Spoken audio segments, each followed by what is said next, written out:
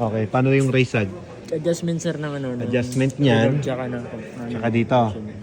So, paano gagawin natin? Seset mo sa timbang ko, ganun. Oo po.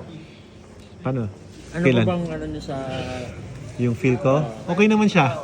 Kung ako, gusto ko lang mababa eh. Kasi din yun sir sa ano, sa bigat. Sa bigat, ano? Nung medyo mabigat dito, tapos nag-lowered tayo dito ng konti, di ba?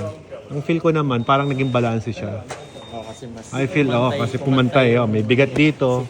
Instead, dati, Hindi siya nag-lower. Yeah. Hindi siya nag-lower. Nakatingala po siya. Yes, So, tama. Naglalagay ka pa ng bag. ng bago. Oh. Okay So, siya kung wala siyang bag. Kung, ayan, kung wala siyang bag, okay siya. mabigat siya. Front heavy siya. Pero pag dahil may bag siya, Pumantay siya. pumantay siya, nag-leverage siya. Ayun nga lang, syempre.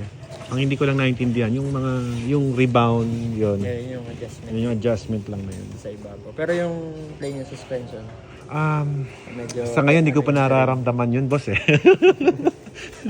Ginagamay pa. Wala pa yata sa skill ko yun eh. Yun lang naman yung Sige nga. Check nga natin kung paano yun.